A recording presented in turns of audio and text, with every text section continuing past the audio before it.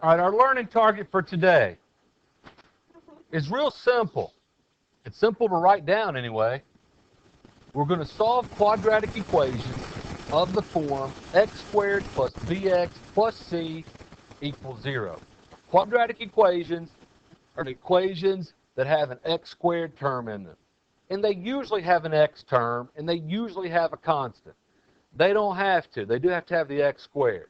And no terms with bigger exponents on the x. If there's an x cubed in there, that's not a quadratic. That's a cubic.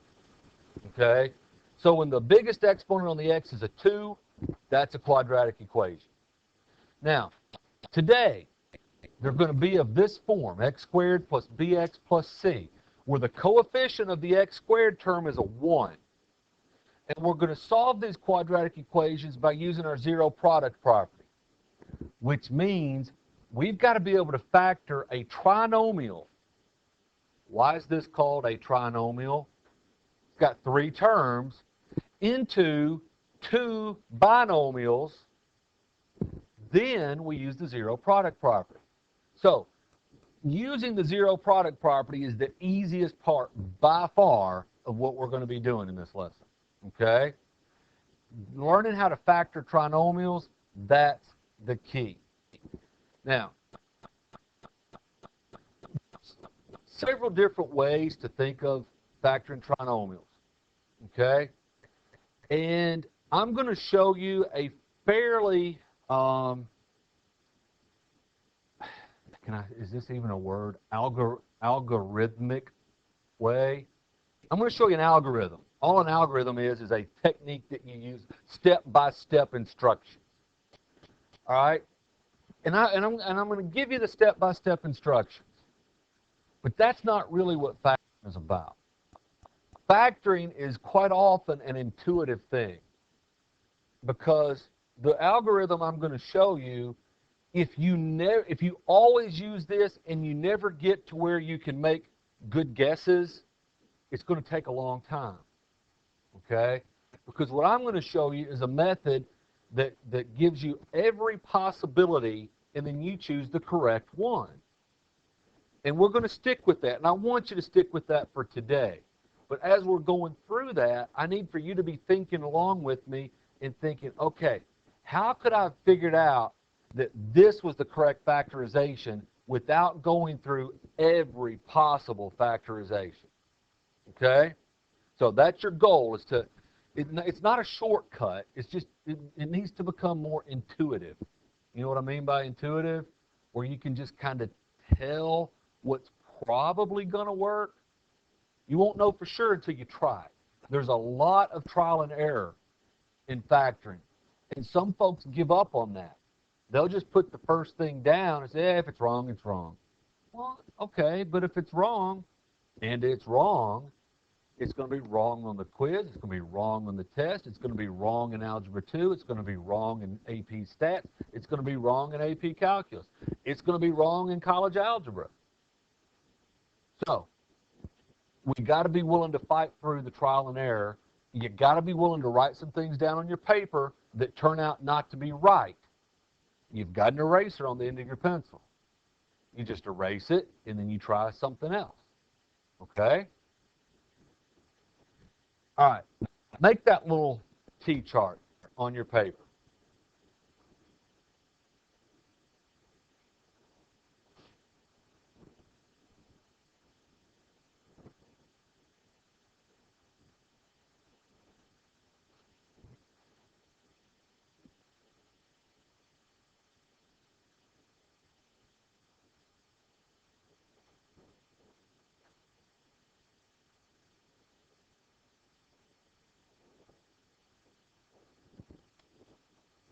Now, here's how we're going to use that chart.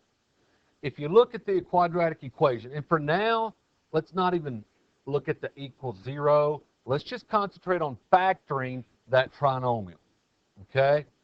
C is the constant. We have to write it in this order, descending order of exponents. And for now, not only is the first term positive, but the first coefficient is a 1. Okay? So, we want to turn that into a binomial times a binomial. For instance, We want this to be our result, okay? Obviously, I'm making that up. We want something like that to be our result. Because if that is an equation, aren't we in good shape to solve it now? Okay? Now, if we were not talking about factoring, but we were talking about multiplying, we would multiply x times x to get x squared, x times 2 to get 2x, 1 times x to get x, and 1 times 2 to get 2. So we'd have x squared plus 3x plus 2. Okay? What we want to do is we want to be able to start with x squared plus 3x plus 2 and end with that. So that's what we're trying to do. Now, here's our algorithm. Notice that, boy, I'm going to say notice a lot too, so sorry. Notice that the 1 and the 2 are factors of C. So we start off by listing every possible pair of factors for C. Now, since I chose C to be 2, that's the only possible pair of factors of 2. Because we're not doing fractions, we're not doing square roots. We can do all of those things. We're not. Okay?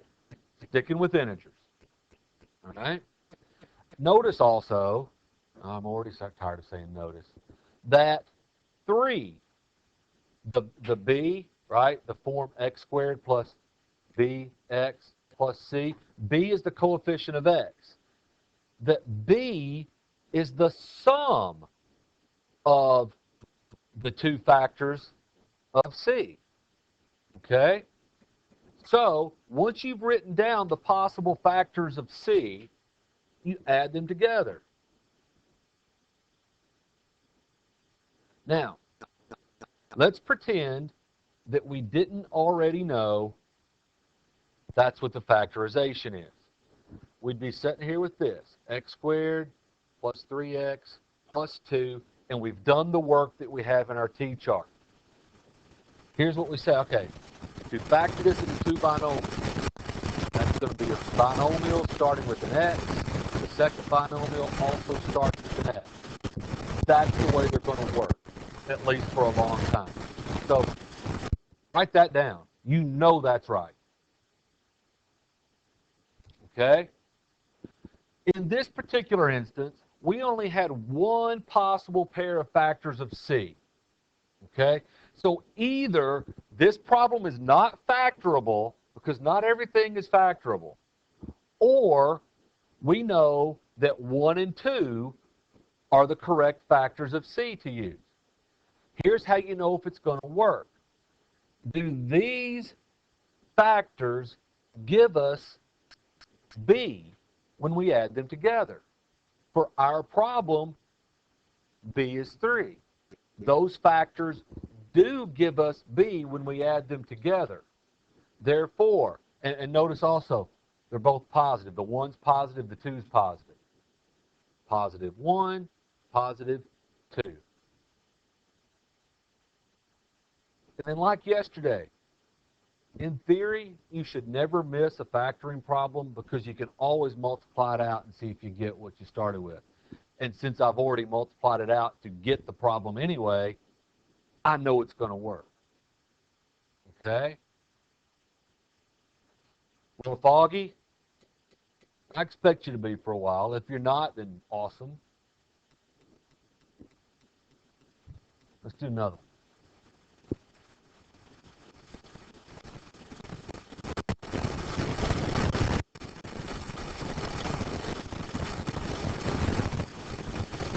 All right, we're going to factor x squared plus 11x plus 24.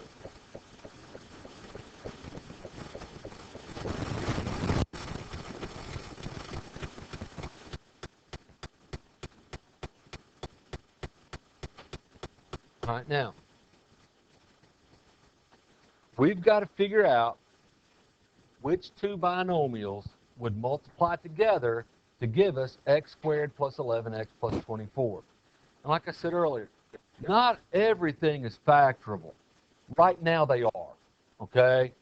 So don't look at one and go, well, I don't know how to do it, and put not factorable. Right now they're all factorable, so it's going to work. Here's the process. Let's write down all the possible pairs of factors of C. Well, 1 times 24. 2 times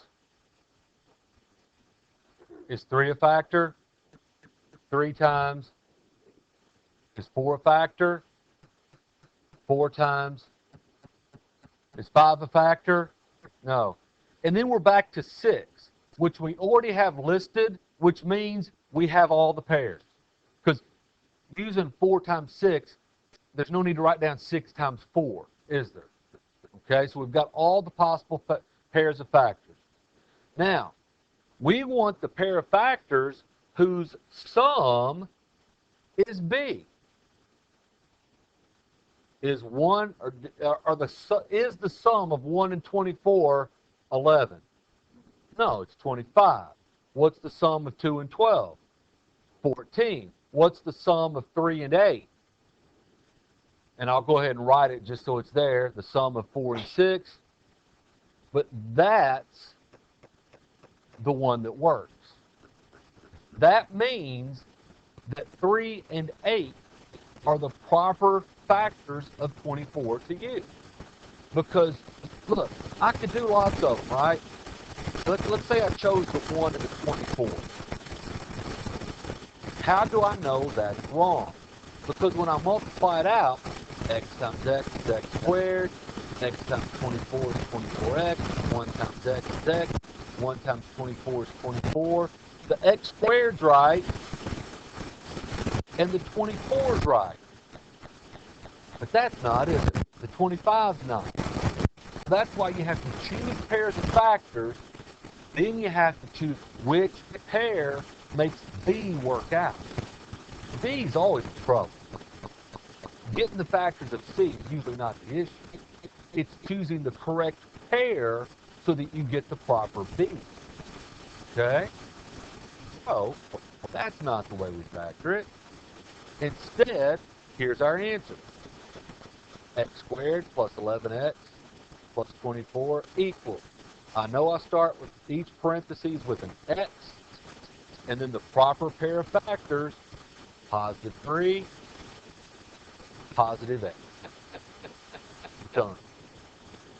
How do you know you're right? Multiply it out and see. X times x is x squared. X times 8 is 8x. 3 times x is 3x. 3 times 8 is 24. That'd be an x squared. Add those two together, that's 11x plus 24. So yeah, we factored it right. You think you're with me? All right, try this next one on your own.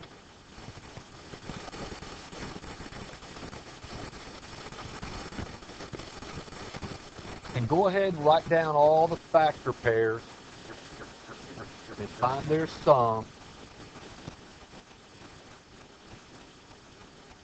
Oh, check. What do I need to do to this one first? Yeah, I need to rewrite it so that it's t squared plus 10t plus 9. Sorry.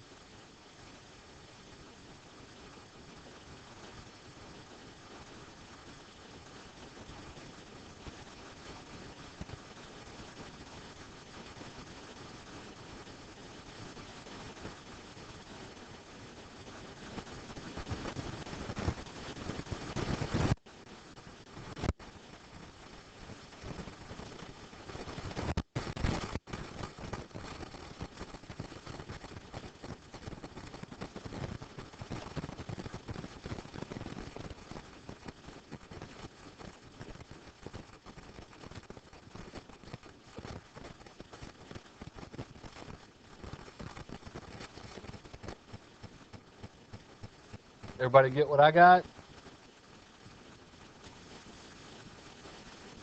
Okay. Now, back in the old days, when I learned how to factor this, nobody gave me a little T-chart.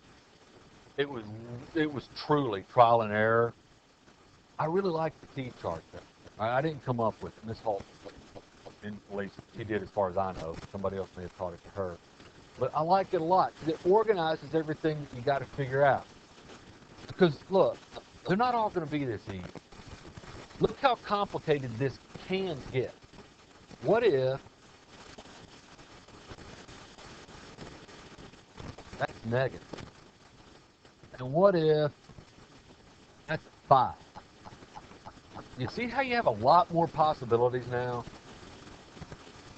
Okay? So we need to get good at the process so that when the things get tougher, we're able to follow the process. And also, like I said at the beginning, try to develop some intuition for these things. As you're writing the factor pairs down, you should kind of be thinking, is this one going to be the one that works? Because eventually, wouldn't you like to stop when you get to the one that works? Because there may be 7 more after the one you find that works. So, like on this one, when I wrote down 1 and 24, the sum's 25. That's not what I want. I know that's not the correct pair. When I wrote down 2 times 12, the sum was 14. I knew that wasn't the correct pair. When I wrote down 3 times 8, the sum is 11. I knew that was the correct pair. I didn't have to keep going, did I? For now, I want you to get good practice at the process, but you need to see that in a day or two, we need to stop once we have the right pair. Okay? And on this one, I had the right pair the first time. So eventually, I want to be able to stop then and put the answer down. Okay? So for now, let's write them all down to get practice at the process, but we can't always do it that way. We've got to be able to stop once we get the right one, eventually. Now, like I just threw up there on that second example, when I change sign, and what if that was a negative? That makes a difference too, doesn't it? Okay? So, what do we do? Well, we do this. Put this in your notes. And put it in a prominent place so that you can refer back to this for a few days. Once you've done this for a few days, you shouldn't need any notes. But for now, put it in a prominent place so you can refer back to it. So we're going to make a little chart. Let's see, 3 columns and 4 rows if you count the if, and then there are. Okay?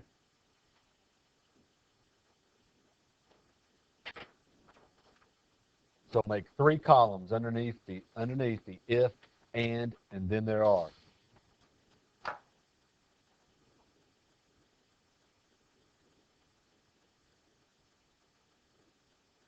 All right, first row. If C is positive, which is what we've been doing, and B is positive, which is also what we've been doing, then there are 2 positive factors. And I didn't write it out, and I don't know, maybe I should have, of C. We're talking about the factors of C. I'm not talking about the binomials. I'm just making a little chart to help us know which pair of factors to choose as the correct pair of factors of C. Okay? So if C is positive and B is positive, then there are 2 positive factors. Like all the examples we've done so far, a positive 1 and a positive 9, or a positive 3 and a positive 8. Okay? But if C is positive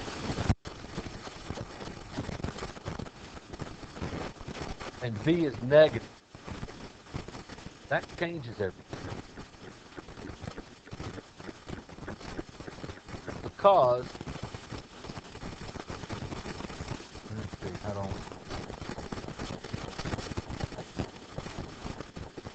if. So we've got a list of factors, right? 1 times 24, 1 times 9, 3 times 3, 3 times 8. We've got all these. And they're all positive numbers. We're always choosing positive factors. Can you get a negative b as your sum if you're adding together two positive numbers? No. Okay? But don't those two numbers have to have the same sign? So you got competing things going on. If c is positive, that's positive. Its factors have to have the same sign. Because if one of its factors was positive and its other factor was negative, when you multiply a positive times a negative, c would be negative, not positive, wouldn't it? But if both factors are positive times positive gives us a positive c. If both factors are negative, negative times negative also gives us a positive c. So, whenever c is positive, both factors have to have the same sign. When b is positive, both factors are positive. When b is negative, both factors are negative. Did you follow me on the why? You don't have to know why, but it's got to become intuitive. So you need to know why. Because we're multiplying our two factors of c together to get c. If c is positive, both factors must have the same sign. Because if they have different signs, positive times negative is negative. So if c is positive, they have the same sign. To get a positive sum out of those two numbers, the factors have to be positive themselves. To get a negative sum out of those numbers, the factors have to be negative. You following me? All right? You may be able to figure out what's coming next. Let's see. If c is negative,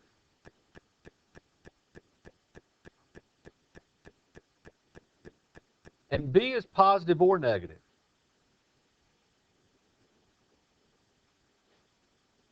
now, if c is negative, what kind of factors did I have to multiply together to get a negative result?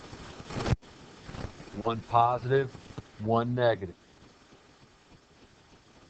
So we have one positive factor and one negative factor.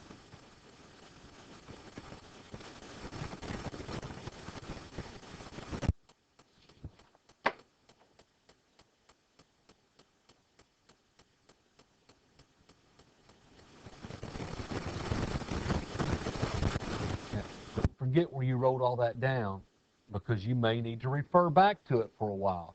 Eventually, it'll be you remember how it works. But refer back to it as needed. All right, let's do a couple more.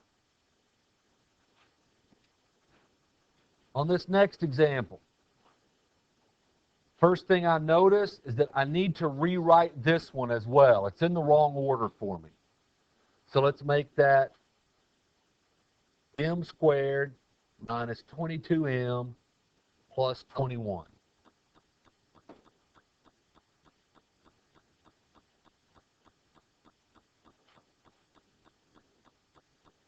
Now, I still have a positive c, but my b is negative. Positive c, b is negative. What are the signs of my factors need to be? One positive, one negative? Both negative. All right? They've got to have the same sign, because when you multiply them together, you get a positive 21. But since b is negative, the only way to get a negative sum from two numbers with the same sign is if they're both negative.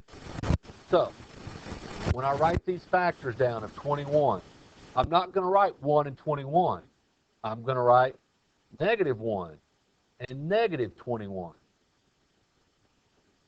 There's only one other factor pair. What is it? 3 and 7. So negative 3 and negative 7. What's the sum of negative 1 and negative 21? And that's it. That's the correct pair right there. That's the proper sum. I'll go ahead and write that sum down. But that is the correct pair. So, m squared minus 22m plus 21 equals m starts the first parentheses, m starts the second parentheses. This time both factors are negative. So it's not plus 1 plus 21, minus 1 minus 21.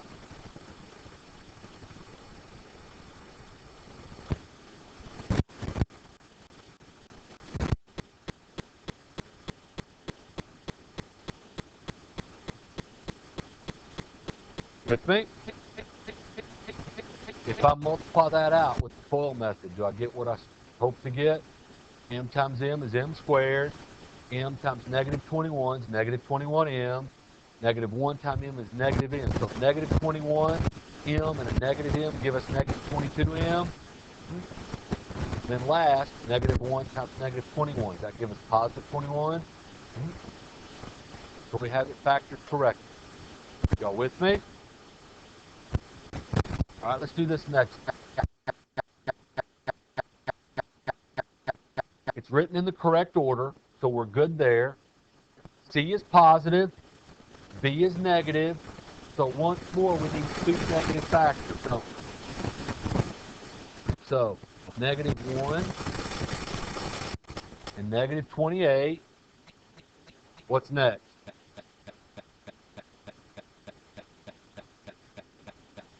Negative 2, negative 14. Next. Negative 4, negative 7. Next. That's it. That's all of them. Which one gives us the correct sum? Negative 4 and negative 7. Give us B. That's the correct pair. It bugs me not to fill out the rest of it, so I will. But that's the correct pair. All right, finish it up. Make sure you can write your binomials correctly.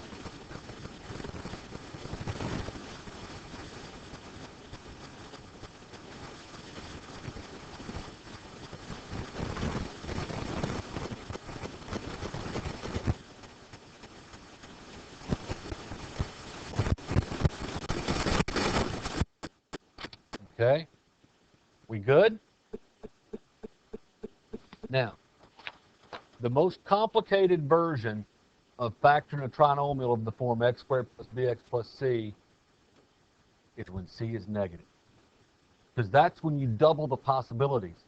Because the signs of the factors have to be different, one positive, one negative, but it's not a random one positive, one negative you get to choose, because you got to get b as your sum.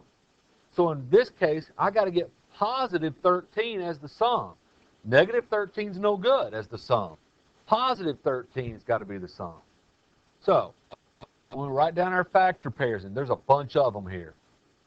All right, 1 and 48. So it could be positive 1 and negative 48, or it could be negative 1 and positive 48. Right? And then 2 and 24. Positive 2, negative 24, or negative 2, positive 24. Is 3 a factor?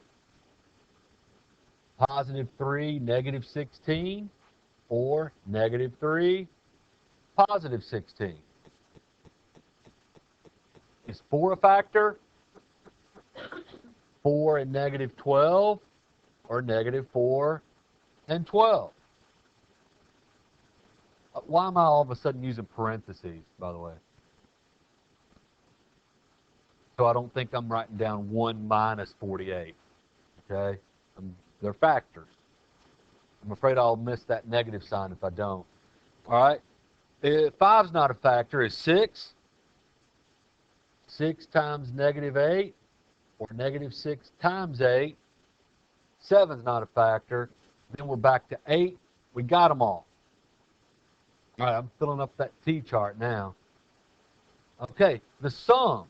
Well, the sum of 1 and negative 48 is negative 47. But the sum of negative 1 and positive 48 is positive 47. Are either of those the sum I want? No. By the way, which pair is the correct pair? All right. But we'll go ahead. That'll be a negative 22 or a positive 22. 3 and negative 16 is negative 13. Oh, so close. Negative 3 and positive 16 is positive 13. So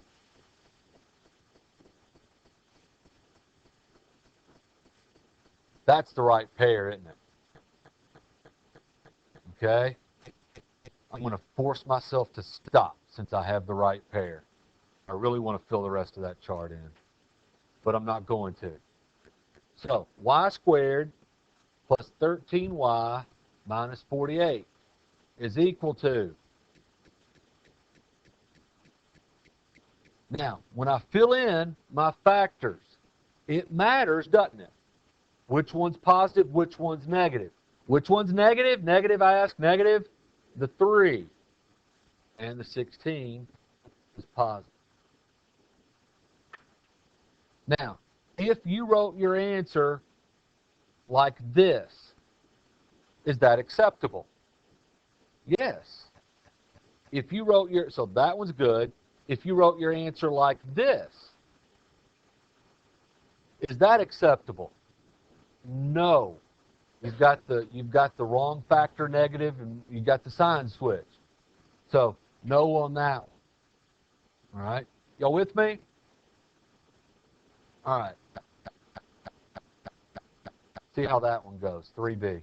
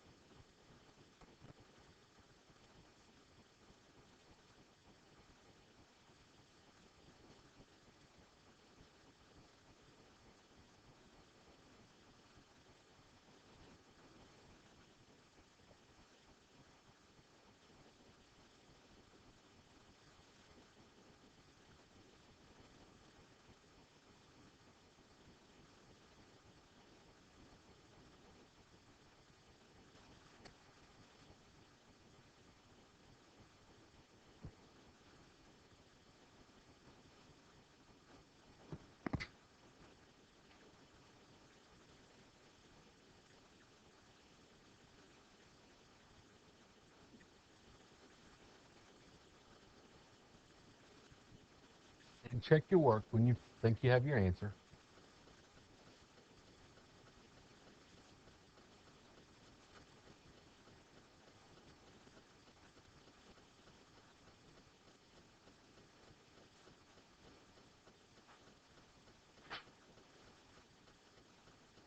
Everybody able to get one factor of r minus 6 and one factor of r plus 4? If you wrote the r plus 4 in front, is that okay? Yeah, as long as it's the same two binomials, you're good. Any questions? All right. Now, we'll have a worksheet for some practice.